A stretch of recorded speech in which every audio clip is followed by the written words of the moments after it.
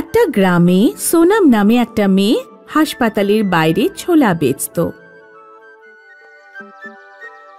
গরম গরম ছোলা নাও, গরম ছোলা ভাজা এনেছি বাবু, গরম ছোলা ভাজা, এতে দিয়েছি দারুণ মশলা, মিটবে খিদের জ্বালা, গরম গরম ছোলা নাও গো, নাও নাও ছোলা নাও গো। সোনামের ছোলা খুব বিক্রি হতো। হাসপাতালে রোগীরা ঠিক হয়ে বাইরে আসার পর সোনামের ছোলা একবার অবশ্যই খেত। হাসপাতালের বাইরে পিঙ্কি নামের একটি মেয়ে পাঁপড় বিক্রি করতেও আসতো।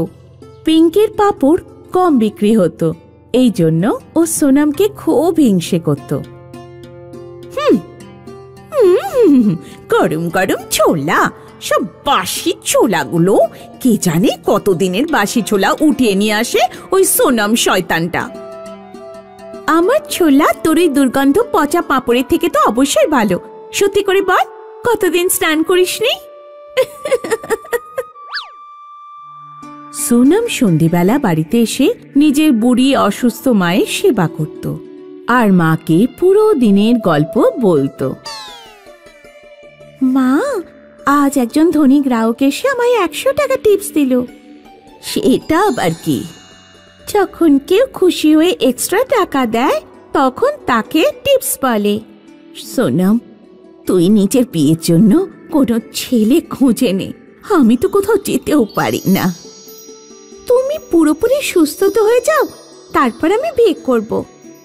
সোনামের মায়ের স্বাস্থ্য দিন দিন খারাপ হতে লাগলো। একদিন সোনামকে ওর মাকে হাসপাতালে নিয়ে যেতে হলো। পিঙ্কি এটা দেখে খুব খুশি হলো। সোনামের মা এখন হাসপাতালে, ও এখন ছোলা বেচতে পারবে না, ততদিনে আমি ছোলার ব্যবসা জমিয়ে নেব। এত বড় সুযোগ আর পাওয়া যাবে না। পিঙ্কি পাঁপড় বেচা ছেড়ে দিল আর ছোলা বেচা শুরু করলো। কিন্তু পিঙ্কির ছোলার স্বাদ কারোর পছন্দ হলো না, আর পাঁপড়ের মতো ওর ছোলাও খুব কম বিক্রি হলো। অন্যদিকে সোনামের মায়ের শরীর ঠিক হয়ে গেল। সোনাম আবার ছোলা বেচা শুরু করলো। সোনামের ফেরত আসতেই ওর চারপাশে গ্রাহকের ভিড় জমে গেল। আমি ছোলা বেচলাম তো কারোর ভালো লাগলো না, আর ওই শয়তানটা ছোলা দেখো সবাই কেমন চেটেপুটে খাচ্ছে। ওকে আর গ্রাহকদের মজা দেখাতে হবে। পিঙ্কি চুপি চুপি সোনামের উপর নজর রাখতে শুরু করলো। একদিন নিজের ছোলার ঝুড়ি রেখে সোনাম যখন টয়লেটে গেল, তখন পিঙ্কি ওর ছোলায় চুলকানির ওষুধ মিশিয়ে দিল। সেদিন সন্ধ্যাবেলা যেই ছোলা খেলো সেই চুলকানিতে বিরক্ত হয়ে গেল। এই মেয়েটার ছোলা খেয়ে চুলকানি হচ্ছে, তাড়াও একে এখান থেকে। লোকজন সোনামকে হাসপাতালের বাইরে থেকে তাড়িয়ে দিল। পিঙ্কি এসব দেখে খুব খুশি হলো। কেমন মজা এবার। সোনাম বীরপুর যাওয়ার রাস্তার উপর বসে কাঁদতে লাগলো। এবার আমি আমার মার চিকিৎসা কি করে করাবো? সোনামের কাছে একজন বুড়ি খাবার চাইতে এলো। ও মেয়ে, তোর ছুরি থেকে কিছু ছোলা আমায় দে বাবা, খুব খিদে পেয়েছে। তিতা, এই ছোলাটা কেউ না, এটাতে কেউ কিছু মিশিয়ে দিয়েছে। আমার কাছে 100 টাকা আছে, তুমি চাইলে এটা নিয়ে যাও, কোথা থেকে খাবার কিনে খেও। সোনাম বুড়ি মহিলাকে নিজের 100 টাকা দিয়ে দিল। বুড়ি মহিলা ছোলার উপর নিজের হাত দেখান, কিছু বেরোতে দেখা যায়। তারপর বুড়ি মহিলা চলে গেলেন। সোনাম ওই চুলকানির ছোলা নিয়ে বাড়িতে ফিরল।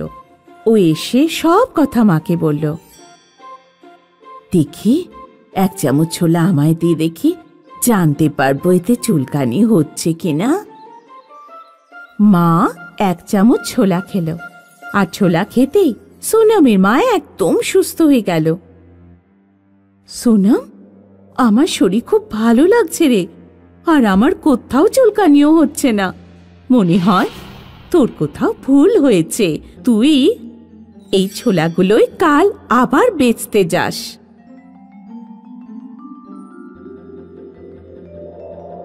সোনম পরের দিনই ছোলা নিয়ে আবার হাসপাতালের বাইরে গেল।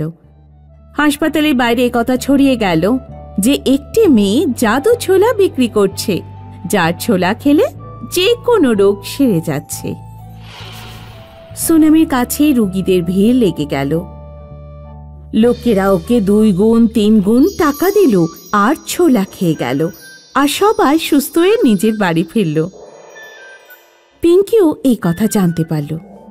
জাদু ছোলা, এটা কি ধরনের পাগলামি, আমিও খেয়ে দেখি তো।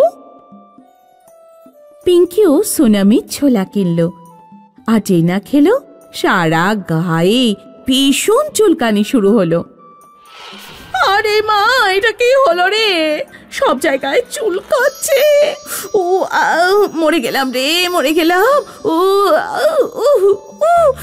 মরে গেলাম রে। সোনম দেখলো যে বুড়ি মহিলা, যাকেও 100 টাকা নোট দিয়েছিল, দূরে দাঁড়িয়ে দাঁড়িয়ে হাসছে।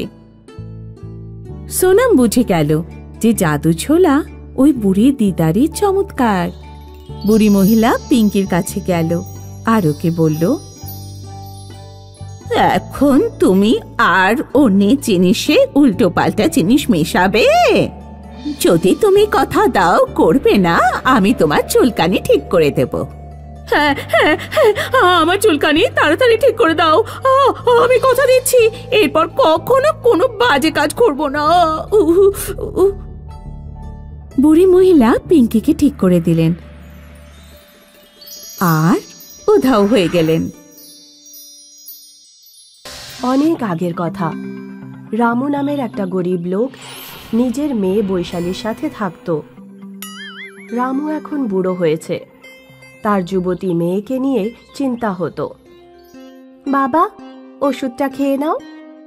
মা, আমায় মাফ করে দে, আমি অসুস্থ বলে তোর জন্য কোনো ভালো সম্বন্ধ খুঁজতে পারিনি। কতদিন আমি লোকের বাড়ি চাকরের কাজ করেছি বলতো। যদি সেই সময় আমি তোর জন্য কোনো ছেলে খুঁজতাম তাহলে খুবই ভালো হতো। বাবা, তুমি আমার জন্য এত চিন্তা কেন করো? আমি বিয়ে করতে চাই না, আর তোমাকে ছেড়ে যেতেও চাই না। একদিন বৈশালী কুয়োতে জল ভরতে গেল। যখন ও ফিরল তখনও দেখতে পেল রামুর শ্বাস চলছে না। বাবা, বাবা চোখ খোলো, তুমি এভাবে আমাকে ছেড়ে যেও না বাবা। রামুর পাশে একটা পাগড়ি ছিল, আর পাগড়ির নিচে একটা চিঠি। বৈশালী চিঠিটা পড়ে। তোকে দেওয়ার মতো আমার কাছে কিচ্ছু নেই মা, আমার একমাত্র সম্পদ এই জাদুই পাগড়ি। এটাই তোর জন্য আমি রেখে যাচ্ছি। এটা পরে তুই নিজের রূপ বদলাতে পারবি, কিন্তু শুধু বিপদের সময়ই এটা ব্যবহার করিস। আর একটা কথা খেয়াল রাখবি মা, এই জাদুর পাগড়ির ক্ষমতা শুধু দিনের বেলাতেই হয়ে থাকে। এই জাদুই পাগড়ি আমাকে আমার বাবার মতো করে দাও। বৈশালী রামু হয়ে যায়। কিছুদিন পর বৈশালীর আনাজপাতি ফুরিয়ে যায়। ওর কাছে টাকাও ছিল না। এখন আমি কি করব? এই জাদুই পাগড়ি শুধু রূপ বদল করতে পারে, টাকা তো দিতে পারে না। আমার কোথাও চাকরি খুঁজতে হবে, কিন্তু একটা মেয়েকে কে চাকরি দেবে? তাই আমি ছেলের রূপ ধারণ করব। বৈশালী একটা ছেলের রূপ ধারণ করে চাকরির খোঁজে বেরিয়ে পড়ে। বৈশালী ঘুরতে ঘুরতে সীতানগরে পৌঁছায়। শুনুন, আপনার কি কাজের জন্য কোনো কাজের লোক দরকার? কি নাম তোমার? আমার নাম হলো বৈশালী। না না, আমার নাম হলো বিশাল। বৈশালী অনেক বড় এক কাপড়ের ব্যবসায়ীর কাছে চাকরি পায়। বৈশালী অনেক পরিশ্রম করে আর কাজ করতে থাকে, আর দোকানে আসা ক্রেতাদের সাথে দারুণ ব্যবহার করত। যখন থেকে বিশাল দোকানে এসেছে আমার ব্যবসা রমরমা শুরু হয়েছে, এই জন্য এর মাইনে দ্বিগুণ করে দেবো। বৈশালী খেয়াল করে সূর্য ডোবার আগেই বাড়ি ফিরে আসতো, কারণ সূর্য ডুবলেই পাগড়ির ক্ষমতা শেষ হয়ে যেত আর ও নিজের আসল মেয়ের রূপে ফিরে আসতো। কিছু মাস সব ঠিকঠাক চলছিল। বৈশালী ভালো টাকা কামাচ্ছিল, কিন্তু গোলমাল তখন শুরু হলো যখন ব্যবসায়ীর মেয়ে বিশালের প্রেমে পড়ল।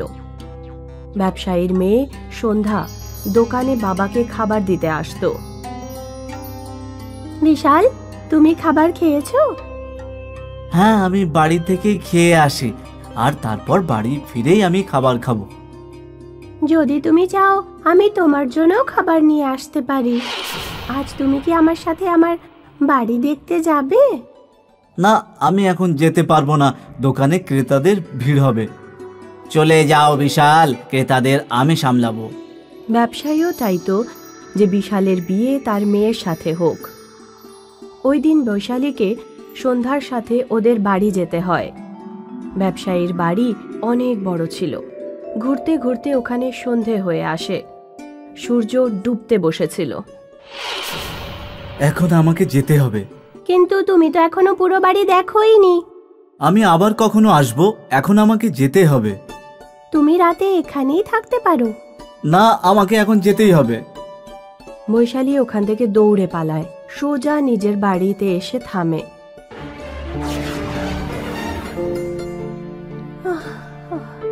হে ভগবান, আজ খুব জোর বেঁচে গেছি। বৈশালী বুঝতে পারছিল না ও কি করবে। ও নিজে একটা মেয়ে ছিল, তাই ব্যবসায়ীর মেয়েকে বিয়ে করা সম্ভব ছিলই না। আর যদিও ব্যবসায়ীকে সত্যি কথা বলে, তাহলে ওর চাকরি চলে যাবে। চাকরি তো আমি ছাড়তে পারবো না। আর যদি ব্যবসায়ীর বিয়ের কথা বলে, তাহলে কোনো না কোনো অজুহাত দিয়ে দেব। ব্যবসায়ী যখনই বৈশালীকে মানে বিশালকে বিয়ের কথা বলতো, বৈশালী কোনো না কোনোভাবে কথা এড়িয়ে যেত। একদিন ব্যবসায়ী তার মেয়েকে বলল, এই বিশাল নিজের সম্পর্কে কিচ্ছু বলে না কেন, আর কোনো কথা স্পষ্ট করে না বা কেন? আর সন্ধেবেলা তুমি ওর পেছনে যাবে আর খোঁজ করবে ও কোথায় থাকে। ওই দিন বিকেলে সন্ধ্যা বিশালের পিছু নেয় আর ওখানে রূপ বদলাতে দেখে নেয়। সন্ধ্যার মন ভেঙে যায়। ও সমস্ত কথা বাবাকে এসে বলে।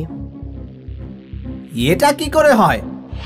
পরের দিন যখন বৈশালী বিশালের রূপে দোকানে আসে, তখন ব্যবসায়ী ওকে বলে, তুমি কে, মেয়ে না ছেলে?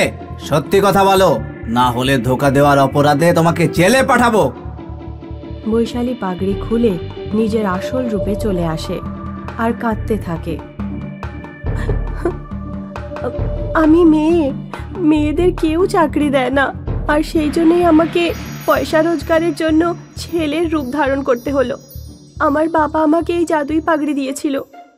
প্লিজ আমাকে কাঁচ থেকে বার করবেন না, আমার আর কেউ নেই। এতদিন ধরে তুমি আমাকে ধোকা দিয়ে আসছিলে। ঠিক আছে, কোনো ব্যাপার নেই। ঠিক আছে, তোমার যদি কেউ না থাকে, তাহলে এটা বুঝে নিচ্ছি যে আজ থেকে আমার একটা নয় দুটো মেয়ে। কিন্তু আজ থেকে আর এই জাদুর পাগড়িটা তুমি ব্যবহার করো না। দমাদমপুর গ্রামে রাজেশ তার স্ত্রী রেখার সাথে থাকতেন। রাজেশ নিজের ছেলে পুনিতের সাথে সিঙ্গারার দোকান চালাতেন। রাজেশের সিঙ্গারার দোকানের সামনে তার ছোটবেলার বন্ধু মুন্নার মাটির ভাঁড়ের চায়ের দোকান ছিল। রাজেশ মুন্নার কাছে সব সময় দেখা করতে যেত। কি খবর মুন্না, তোমার এই ভাঁড়ের চায়ের দোকান এত দেরি করে খুললে কেন আজকে? আরে এর কারণে যে আমাকে আমার বউয়ের বাজে চা খেতে হলো। ক্ষমা করে দাও কীর্তন দাদা, আমার শরীরটা একটু খারাপ ছিল, সেই জন্য দোকানটা খুলতে আমার একটু দেরি হলো। আরে তাহলে ডাক্তারবাবুকে দেখিয়ে ওষুধ নাও আর আজকে একটু রেস্ট করো। আরে শরীর না থাকলে কিছু হবে? আগে আমি ওষুধ নিয়ে নিয়েছি, কিন্তু আজকে কি ব্যাপার, কোনো গ্রাহক দেখতেই পাচ্ছি না। আরে কি করে হবে? প্রণীত যে আজকে নিজের বন্ধুর বিয়েতে গেছে গো। দোকানে সিঙ্গারা তো ওই বানায়, তাই যখনই ও আসবে তখন দোকানে আবার সিঙ্গারা বানিয়ে আবার বিক্রি করবে। ততক্ষণে ওখানে প্রণীত চলে আসে। মুন্না কাকা, একটা চা দিন না, একটু তাড়াতাড়ি দিন, কারণ দোকানে মিষ্টি তৈরি করতে যেতে হবে। একটা কাজ করো, তুমি গিয়ে সিঙ্গারা তৈরি করা শুরু করো, আমি তোমার দোকানে পাঠিয়ে দেব। এটা ভালো হবে। আচ্ছা তাহলে তুই যা, আমি নিয়ে আসছি। প্রণীতের যাওয়ার পর মুন্না রাজেশকে বলে, আপনার ছেলেটা কিন্তু খুবই পরিশ্রমী, সারাদিন দোকান চালায়, খুব পরিশ্রম করে ও। এই কথাটা আমি খুব ভালোই জানি। চাটা এবার দাও, আমি নিয়ে যাই। তোমার সাথে বিকেলে দেখা করব, দিয়ে গল্প হবে খুব। প্রনীত নিজের সিঙ্গারার দোকানে দিন রাত পরিশ্রম করত। সারা দিন সিঙ্গারা বানিয়ে ওগুলো বিক্রি করার কাজ করত। কিন্তু এই ব্যাপারে প্রনীতের বন্ধু মংলু খুব হিংসে করত, কারণ তার সিঙ্গারার দোকান খুব ভালোই চলছিল আর মংলুর মিষ্টির দোকান সব সময় খালিই থাকত। বাবু মংলু, কোথায় আছিস? এই দেখ, প্রনীত তোর জন্য সিঙ্গারা পাঠিয়েছে। আগে আমি এক্ষুনি আসছি। আরে এর কি দরকার ছিল? আমি ওর কাছে গিয়ে দেখা করে নিচ্ছি। মংলু সঙ্গে সঙ্গে প্রনীতের দোকানে যায়। মনে হচ্ছে ভালোই কেনাবেচা হচ্ছে, ফ্রিতে সিঙ্গারা বিক্রি করছো। আরে না না, সেরকম কোনো ব্যাপার না। আসলে আজকে কয়েকটা সিঙ্গারা একটু বেশি তৈরি করেছিলাম, তাই ভাবলাম তোমাকে দিয়ে দিই। আমি সব জানি। তুই এইসব ইচ্ছে করেই করিস আমাকে নিচু করার জন্য। তোর সিঙ্গারার দোকান আমার মিষ্টির দোকানের থেকে বেশি ভালো চলে, সেই জন্য। আরে আমি এরকম করতে চাই না, তুমি ভুল ভাবছো। এই চুপ কর তো, আর নিজের কাজ কর। মংলু প্রনীতের দোকানে ওর সাথে ঝগড়া করার পর ওখান থেকে চলে যায় আর গিয়ে একটা জঙ্গলে গিয়ে বসে পড়ে। এই ব্যাটা প্রনীতটা নিজেকে কি মনে করে? মানছি ভালো সিঙ্গারা তৈরি করে, কিন্তু আমার মিষ্টিও তত খারাপ নয়। ওর একটা ব্যবস্থা করতেই হবে। মংলু নিজের মনেই কথা বলছিল, তক্ষুনি ওখানে গোলু চলে আসে, যে ওই গ্রামের একজন চোর ছিল আর জেল থেকে কিছুদিন আগেই ছাড়া পেয়ে বেরিয়েছিল। আরে গোলু দাদা, তুমি জেল থেকে কবে ছাড়া পেলে? আর এখানে এই বাগানে কি করছো? আরে আমি গত সপ্তাহে এসছি। আর আমি চুরি করব না, এবার থেকে সাধারণ মানুষের মতন বাঁচবো। আরে সাধারণ জীবনে অনেক গন্ডগোল রয়েছে, বুঝলে? এমন কেন বলছো তুমি? কি হয়েছে তোমার? মংলু গোলুকে নিজের সমস্ত সমস্যা বলে দেয় আর গোলু ওকে বলে, এই সামান্য ব্যাপার, যা গিয়েও সিঙ্গারার মধ্যে কিছু একটা মিশিয়ে দে, তাহলেই হয়ে গেল। মানে পেট খারাপ হওয়ার ওষুধ মিশিয়ে দে, তারপর দেখবি সারা গ্রামের লোক ওর সিঙ্গারা খেয়ে খালি জমির দিকে ছুটবে হাঁকতে, তখন খুব মজা হবে। এটা একটু বেশি বাড়াবাড়ি হবে না? দেখ, আমি তোকে উপায়টা বলে দিলাম, এবার তুই কি করবি না করবি তোর ব্যাপার। গোলুর কথাটা ঠিকই, আমি ও সিঙ্গারাতে ওষুধ মিশিয়ে ওর পুরো দোকানটা তুলে দিয়েই ছাড়বো। মংলু নিজের বাড়িতে সারা রাত সেই ভাবনাতেই ছিল আর গোলুকে কিছু টাকা দিয়ে প্রনীতের সিঙ্গারার দোকানে গিয়ে ওষুধ মেলানোর জন্য বলে। আজকে মদের ব্যবস্থা তো হয়েই গেল, ওর সিঙ্গারাতে ওষুধ মিশিয়ে দেব আর তারপর বিকেলে সেইটা পেটে ঢেলে শুয়ে পড়বো। একেই তো বলে জীবন। আহা, যেন স্বর্গ, দারুণ লাগছে। গোলু প্রনীতের সিঙ্গারার দোকানে গিয়ে ওষুধ ছিটিয়ে দেয়। সেই দিন সিঙ্গারার দোকানে অনেক বিক্রি হয়। লোকেরা দূর দূর থেকে এসে ওষুধ মেলানো সিঙ্গারা খেতে শুরু করে দেয়।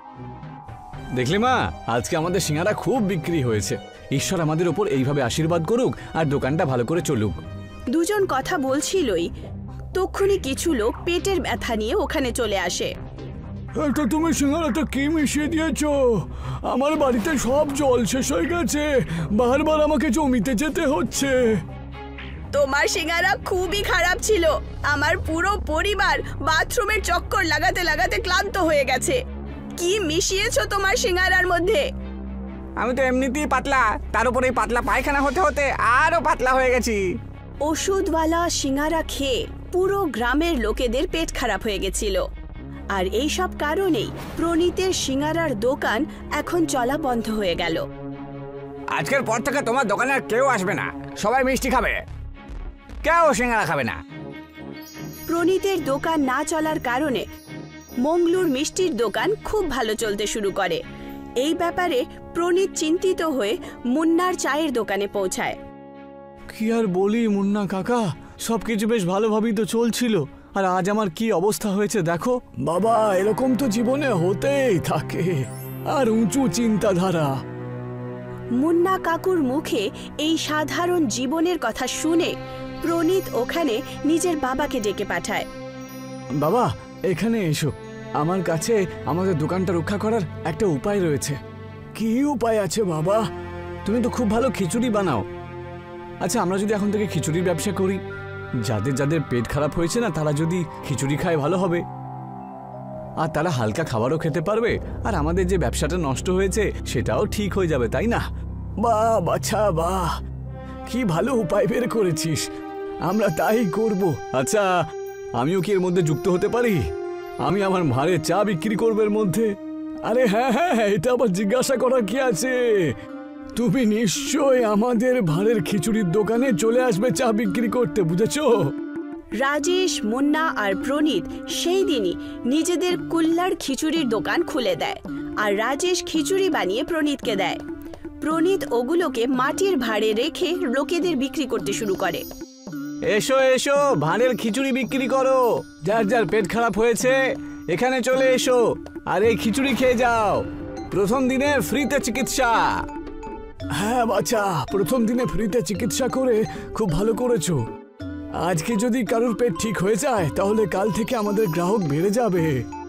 প্রথম দিনই ভাঁড়ের খিচুড়ি খুব বিক্রি হয়, তাদের গ্রাহকরাও খুব খুশি হয়। যেমন যেমন লোকেরা জানতে শুরু করে যে ভাঁড়ের খিচুড়ি খাওয়ার কারণে তাদের পেট পরিষ্কার হয়ে যাবে, তারা প্রনীতের খিচুড়ির দোকানে যেতে শুরু করে।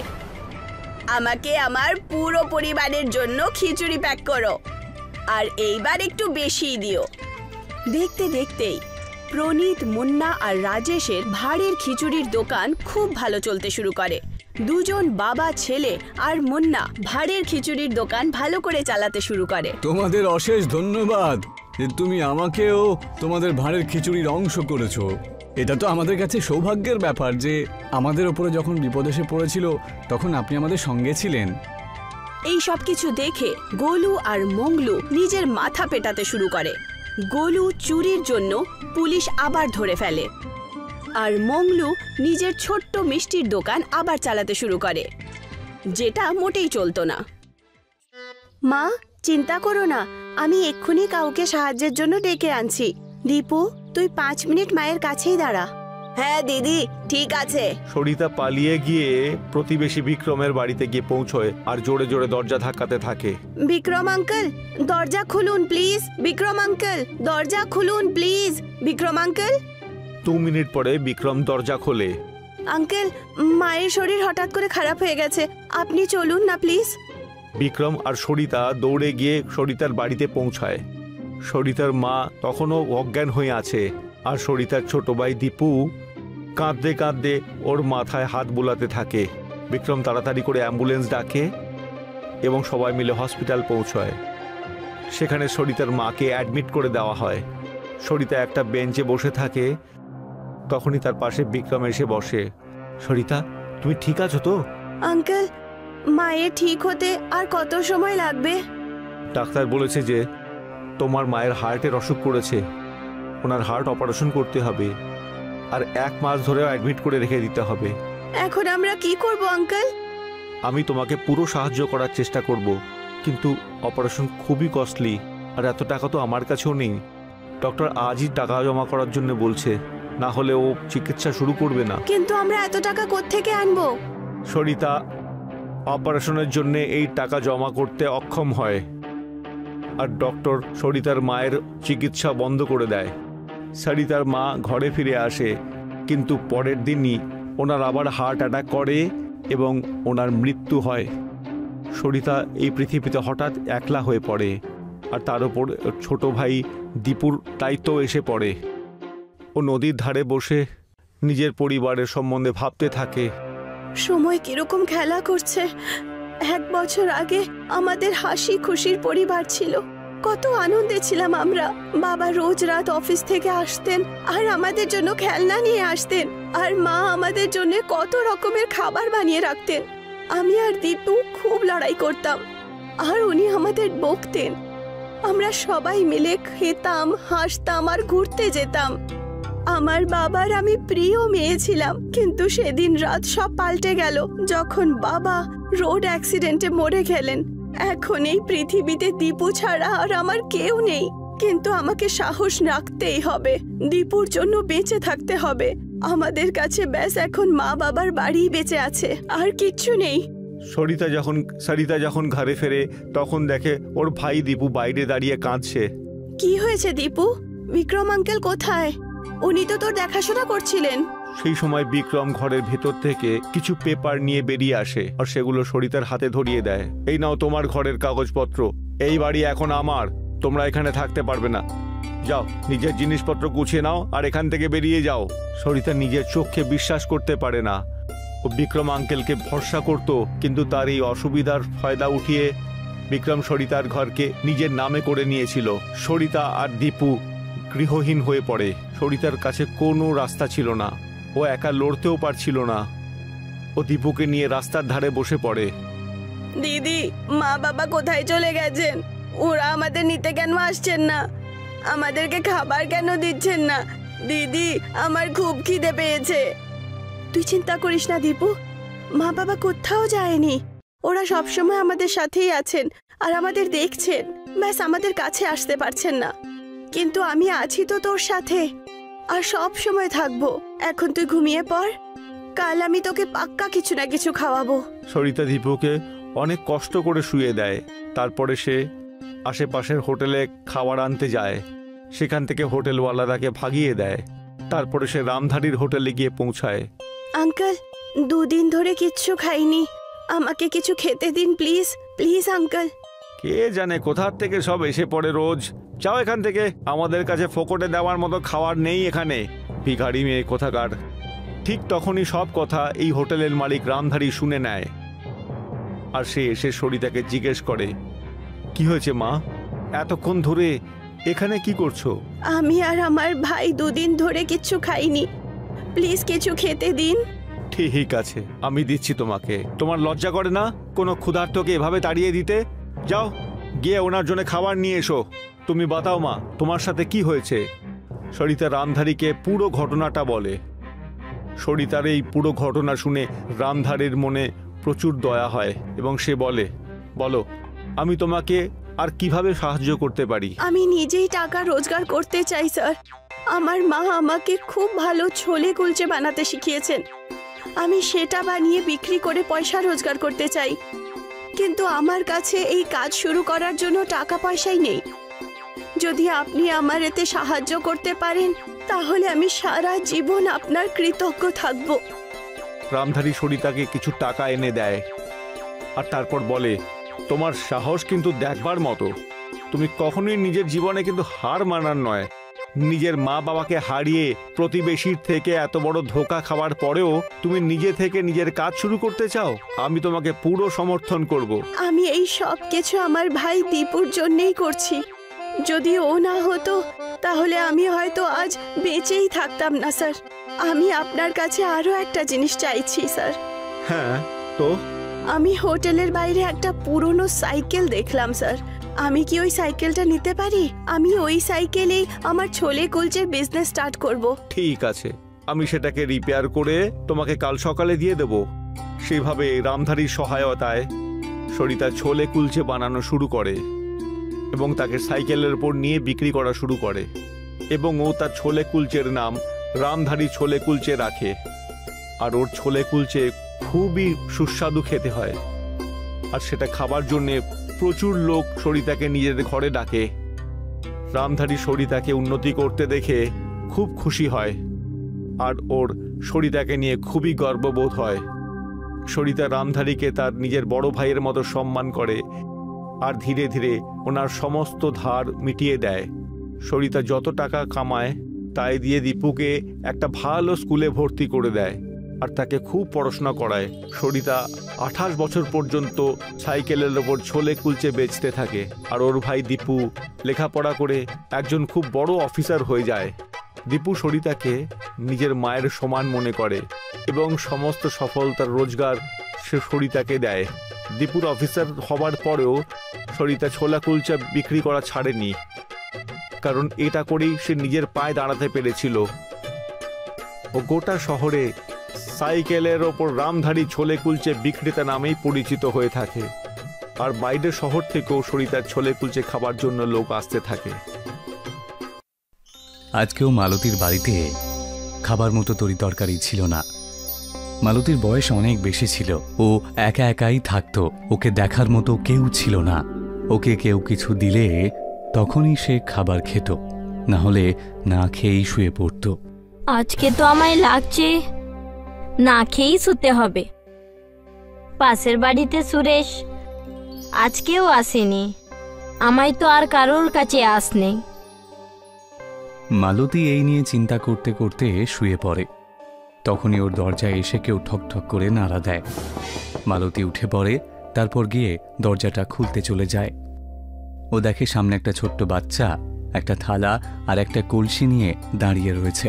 ও সোনা, তুমি কে গো? এত রাত হয়েছে, আমার দরজার কাছে তুমি কি করছো? তোমার মা বাবা কোথায়? আমি তো দেবী, আমি আপনার সাহায্য করতে এসেছি। আপনাকে না খেয়ে না শুতে হয়, এই জন্যে আমি আপনার জন্য খাবার বাসন আর আমি খাবারের পত্র এনেছি।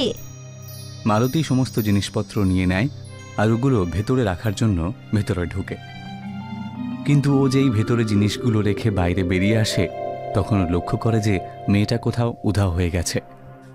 ও অবাক হয়ে যায়, এটা ভেবে যে মেয়েটা হঠাৎ করে কোথায় উধাও হয়ে গেল। তারপর ও ভেতরে চলে আসে আর রান্না করতে শুরু করে। যে বাসনগুলো বাচ্চাটা নিয়ে এসেছিল তার মধ্যেই ও খিচুড়িটা বানায়। তারপর ও সেটা খায়, ওর পেটও ভরে যায়, কিন্তু খিচুড়িটা কিছুতেই শেষ হয় না। ও যতই খেতে থাকে খিচুড়ির পাত্রে খিচুড়ি ততই বাড়তেই থাকে। হ্যাঁ, এই খিচুড়িটা তো অনেক, শেষই হচ্ছে না। আমি যতই খাচ্ছি এটা অতই বেড়ে যাচ্ছে। আমায় তো লাগছে এটা চমৎকারী পত্র, এইটাকে আমি চাপা দিয়ে রেখে দিই, আমায় এখন অনেক ভালো ঘুম আসবে। মালতী শুয়ে পড়ে। পরের দিন সকালে ওঠে, তারপর উঠে ওই বাসনের দিকে তাকিয়ে দেখে ওই খিচুড়ির পাত্রটা খিচুড়িতে ভরা রয়েছে। আমায় তো এটা লাগছে এটা চমৎকারী খিচুড়ি, এই বাসন থেকে খিচুড়ি কোনোদিনই শেষ হবে না। কে জানে ওই মেয়েটা কে ছিল, কোথা থেকে আমায় চমৎকারী পত্র দিয়ে গেল। আমায় তো লাগছে খাবার কোনোদিন শেষই হবে না, আমি অন্য মানুষদেরও খাওয়াতে পারবো। আমি এখন থেকেই কাউকেই খালি পেট শুতে দেবো না। মালতী নিজের বাসনটা নিয়ে যায় আর সারা শহরে যাকেই ও ক্ষুধার্ত দেখতে পায় তাকে খাবার খাওয়ায়। বৃদ্ধ মালতীকে সবাইকে এইভাবে সাহায্য করতে দেখে ওর পাড়াতেই যে থাকে, যার নাম হলো সুরেশ, সে অবাক হয়ে যায়। ও বুঝতে পারে যে নিশ্চয়ই কোনো কিছু গন্ডগোল হয়েছে। রাত্রে মালতীর আসার আগেই সুরেশ ওর বাড়ির ভেতরে জানলার সাহায্যে ভেতরে ঢোকে, তারপর ভেতরে লুকিয়ে বসে থাকে। মালতীও বাড়িতে এসে পৌঁছয়। ভগবানের দয়া থেকে আমি এই খিচুড়ির পাত্রটা পেলাম, যেটা কখনো শেষ হবে না। প্রথমে আমি কি খেতাম আমিই জানতাম না, এখন আমি অন্য লোকেদেরও পেট ভরতে পারি। আর তো আর এই খিচুড়িটা এত স্বাদ কি বলবো, এবং স্বাস্থ্যকরও আছে। সুরেশ মালতীর সব কথা শুনে নেয়। খিচুড়ির ব্যাপারে শুনে সুরেশের মনে লোভ চলে আসে। তারপর, আরে এই বুড়ি আর কতদিন বেঁচে থাকবে? এই জাদুর কলসি আর জাদুর খিচুড়িটা তো আমার কাছেই থাকা উচিত। এটা যদি আমার কাছে থাকে তাহলে আমাকে সারা জীবনে কখনো কাজ করতে হবে না, আর পরিবারের লোকেদের কি করে পেট ভরাবো সেই নিয়েও আমায় চিন্তা করতে হবে না। আমি আরাম করে জীবনটা কাটাবো। সুরেশ ওই কলসিটাকে চুরি করার একটা পুরোপুরি প্ল্যান রেডি করে। যেই মালতী শুয়ে পড়ে, সঙ্গে সঙ্গে সুরেশ যেখানে লুকিয়েছিল সেখান থেকে বেরিয়ে চলে আসে আর কলসিটা চুরি করে নেয় আর নিজের বাড়ি ফিরে চলে যায়। পরের দিন সকালে যখন মালতী উঠে দেখে, তখন দেখে একেবারে অবাক হয়ে যায়। ও মা গো, এই জাদুই মটকাটা কোথায় চলে গেল? আমি তো এখানেই রেখে শুয়েছিলাম, কে জানে এটা কোথায় চলে গেল। এখন আমি লোকেদের সাহায্য কি করে করব? আমি আবার খেতে পাবো না, খালি পেটেই শুতে হবে। ওদিকে সুরেশ নিজের বাড়িতে গিয়ে ওই কলসিটাকে ভালো করে দেখে। ও দেখে যে খিচুড়িতে কলসিটা ভর্তি আছে। ও একটা হাতা নিয়ে আসে, আর হাতাটা যেই না কলসিতে ঢুকিয়েছে তখনই দেখে যে হাতাটা খালিই রয়েছে। খিচুড়ি দেখতে তো পাওয়া যায়, কিন্তু খিচুড়িটাকে হাতা দিয়ে তুলতে পারে না। আরে, এটা আবার কি জাদু হচ্ছে?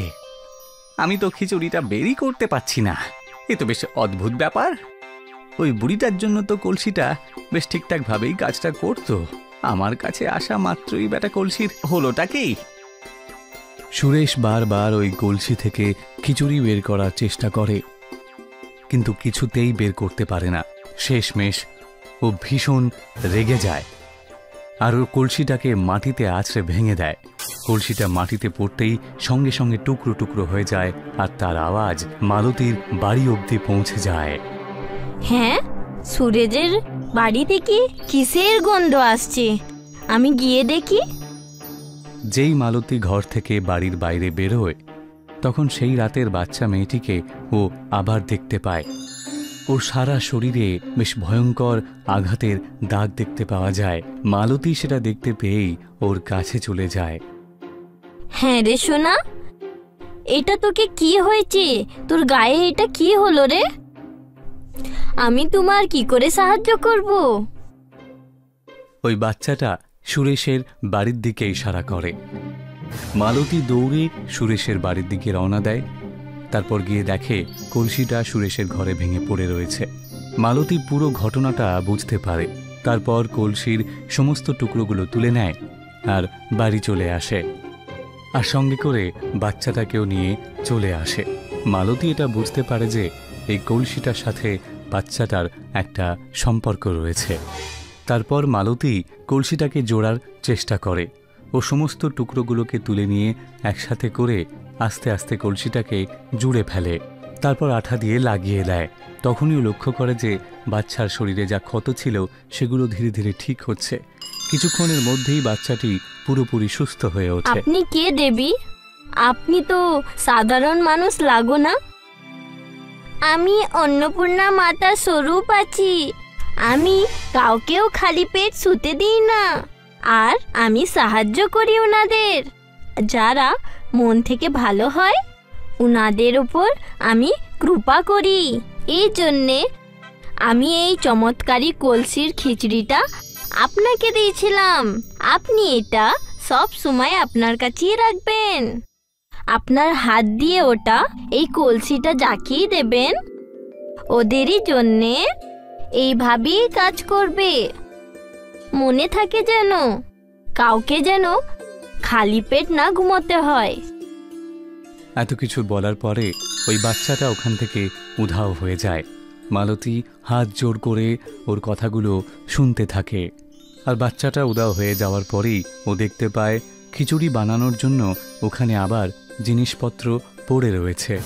ও কলসিতে আবার খিচুড়ি বানায় আর সমস্ত ক্ষুধার্তদের ও পেট ভরে খিচুড়ি খাওয়ায়। এইভাবে ও সারা জীবন ক্ষুধার্তদের পেট ভরতে থাকে। আর সুরেশ ওই কলসিটাকে বুড়িকে ঠকিয়ে চুরি করে নিয়েছিল, আর সেই শাস্তিও সঙ্গে সঙ্গে পেয়েও গিয়েছিল। আর সুরেশ এই কথাটাও ভালো করে বুঝতে পারে যে তারপরেও মালতীর কাছে ক্ষমা চেয়ে নেয়, আর মালতীও ওকে ক্ষমা করে দেয়। তারপর যখন ও শেষ সময় চলে আসে তখন মালতী ওই কলসিটা সুরেশকে দিয়ে দেয়। তারপর থেকে সুরেশও ওই কলসিটার সাহায্যে গ্রামের সবার মঙ্গল করে, আর সেই থেকে গ্রামের সবাই সুখে শান্তিতে। মা, চিন্তা করো না, আমি এক্ষুনি কাউকে সাহায্যের জন্য ডেকে আনছি। দীপু, তুই 5 মিনিট মায়ের কাছেই দাঁড়া। হ্যাঁ দিদি, ঠিক আছে। সরিতা পালিয়ে গিয়ে প্রতিবেশী বিক্রমের বাড়িতে গিয়ে পৌঁছয় আর জোরে জোরে দরজা ধাক্কাতে থাকে। বিক্রম আঙ্কেল, দরজা খুলুন প্লিজ। বিক্রম আঙ্কেল, দরজা খুলুন প্লিজ। বিক্রম আঙ্কেল। 2 মিনিট পরে বিক্রম দরজা খোলে। আঙ্কেল, মায়ের শরীর হঠাৎ করে খারাপ হয়ে গেছে, আপনি চলুন না প্লিজ। বিক্রম আর সরিতা দৌড়ে গিয়ে সরিতার বাড়িতে পৌঁছায়। সরিতার মা তখনও অজ্ঞান হয়ে আছে, আর সরিতার ছোট ভাই দীপু কাঁদতে কাঁদতে ওর মাথায় হাত বুলাতে থাকে। বিক্রম তাড়াতাড়ি করে অ্যাম্বুলেন্স ডাকে এবং সবাই মিলে হসপিটাল পৌঁছায়। সেখানে সরিতার মাকে অ্যাডমিট করে দেওয়া হয়। সরিতা একটা বেঞ্চে বসে থাকে তখনই তার পাশে বিক্রম এসে বসে। সরিতা, তুমি ঠিক আছো তো? আঙ্কেল, মায়ের ঠিক হতে আর কত সময় লাগবে? ডাক্তার বলেছে যে তোমার মায়ের হার্টের অসুখ করেছে, ওনার হার্ট অপারেশন করতে হবে, আর 1 মাস ধরেও অ্যাডমিট করে রেখে দিতে হবে। এখন আমরা কি করব আঙ্কেল? আমি তোমাকে পুরো সাহায্য করার চেষ্টা করব, কিন্তু অপারেশন খুবই কস্টলি, আর এত টাকা তো আমার কাছেও নেই। ডক্টর আজই টাকা জমা করার জন্য বলছে, না হলে ও চিকিৎসা শুরু করবে না। কিন্তু আমরা এত টাকা কোত্থেকে আনবো? সরিতা অপারেশনের জন্য এই টাকা জমা করতে অক্ষম হয়, আর ডক্টর সরিতার মায়ের চিকিৎসা বন্ধ করে দেয়।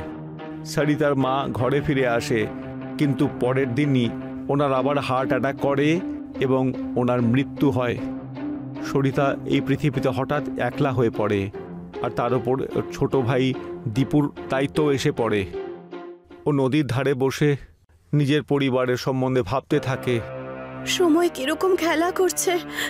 1 বছর আগে আমাদের হাসি খুশির পরিবার ছিল, কত আনন্দে ছিলাম আমরা।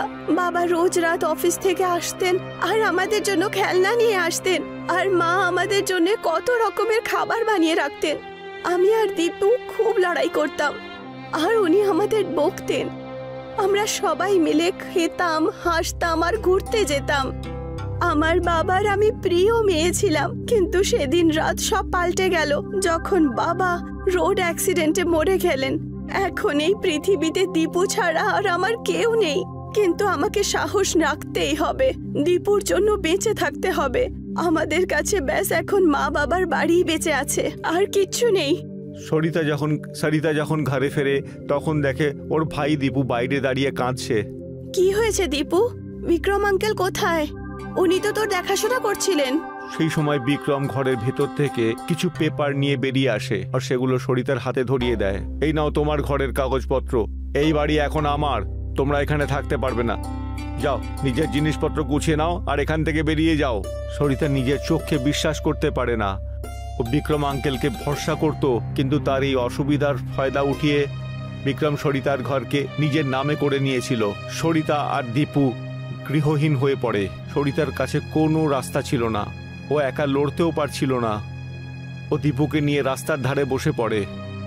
দিদি, মা বাবা কোথায় চলে গেছেন? ওরা আমাদের নিতে কেন আসছেন না? আমাদেরকে খাবার কেন দিচ্ছেন না?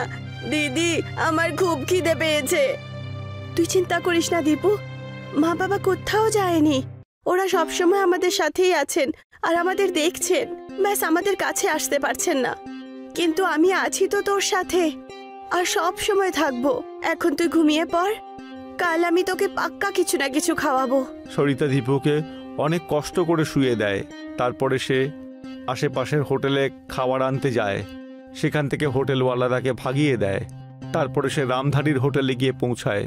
আঙ্কেল, 2 দিন ধরে কিচ্ছু খাইনি, আমাকে কিছু খেতে দিন প্লিজ, প্লিজ আঙ্কেল। কে জানে কোথার থেকে সব এসে পড়ে রোজ। যাও এখান থেকে, আমাদের কাছে ফোকটে দেওয়ার মতো খাবার নেই এখানে, ভিখারি মেয়ে কোথাকার।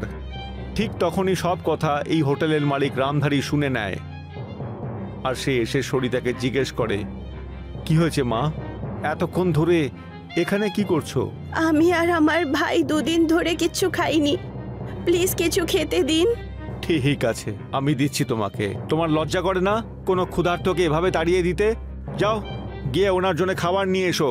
তুমি বাতাও মা, তোমার সাথে কি হয়েছে? সরিতা রামধারীকে পুরো ঘটনাটা বলে। সরিতার এই পুরো ঘটনা শুনে রামধারীর মনে প্রচুর দয়া হয় এবং সে বলে, বলো আমি তোমাকে আর কিভাবে সাহায্য করতে পারি? আমি নিজেই টাকা রোজগার করতে চাই স্যার। আমার মা আমাকে খুব ভালো ছোলে কুলচে বানাতে শিখিয়েছেন। আমি সেটা বানিয়ে বিক্রি করে পয়সা রোজগার করতে চাই, কিন্তু আমার কাছে এই কাজ শুরু করার জন্য টাকা পয়সাই নেই। যদি আপনি আমার এতে সাহায্য করতে পারেন তাহলে আমি সারা জীবন আপনার কৃতজ্ঞ থাকব। রামধারী সরিতাকে কিছু টাকা এনে দেয়, আর তারপর বলে, তোমার সাহস কিন্তু দেখবার মতো। তুমি কখনোই নিজের জীবনে কিন্তু হার মানার নয়। নিজের মা বাবাকে হারিয়ে প্রতিবেশীর থেকে এত বড় ধোঁকা খাওয়ার পরেও তুমি নিজে থেকে নিজের কাজ শুরু করতে চাও। আমি তোমাকে পুরো সমর্থন করব। আমি এই সব কিছু আমার ভাই দীপুর জন্যই করছি। যদি ও না হতো তাহলে আমি হয়তো আজ বেঁচেই থাকতাম না স্যার। আমি আপনার কাছে আরো একটা জিনিস চাইছি স্যার। হ্যাঁ, তো আমি হোটেলের বাইরে একটা পুরনো সাইকেল দেখলাম স্যার। আমি কি ওই সাইকেলটা নিতে পারি? আমি ওই সাইকেলেই আমার ছোলে কুলচের বিজনেস স্টার্ট করব। ঠিক আছে, আমি সেটাকে রিপেয়ার করে তোমাকে কাল সকালে দিয়ে দেব। সেইভাবে রামধারীর সহায়তায় সরিতা ছোলে কুলচে বানানো শুরু করে এবং তাকে সাইকেলের উপর নিয়ে বিক্রি করা শুরু করে এবং ও তার ছোলে কুলচের নাম রামধারী ছোলে কুলচে রাখে। আর ওর ছোলে কুলচে খুবই সুস্বাদু খেতে হয়, আর সেটা খাবার জন্যে প্রচুর লোক সরিতাকে নিজের ঘরে ডাকে। রামধারী সরিতাকে উন্নতি করতে দেখে খুব খুশি হয়, আর ওর সরিতাকে নিয়ে খুবই গর্ববোধ হয়। সরিতা রামধারীকে তার নিজের বড় ভাইয়ের মতো সম্মান করে আর ধীরে ধীরে ওনার সমস্ত ধার মিটিয়ে দেয়। সরিতা যত টাকা কামায় তাই দিয়ে দীপুকে একটা ভালো স্কুলে ভর্তি করে দেয় আর তাকে খুব পড়াশোনা করায়। সরিতা 28 বছর পর্যন্ত সাইকেলের ওপর ছোলে কুলচে বেচতে থাকে, আর ওর ভাই দীপু লেখাপড়া করে একজন খুব বড় অফিসার হয়ে যায়।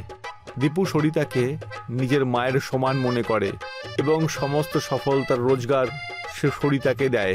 দীপুর অফিসার হবার পরেও সরিতা ছোলা কুলচা বিক্রি করা ছাড়েনি, কারণ এটা করেই সে নিজের পায়ে দাঁড়াতে পেরেছিল। ও গোটা শহরে সাইকেলের ওপর রামধারী ছোলে কুলচে বিক্রেতা নামেই পরিচিত হয়ে থাকে, আর বাইরের শহর থেকেও সরিতার ছোলে কুলচে খাবার জন্য লোক আসতে থাকে।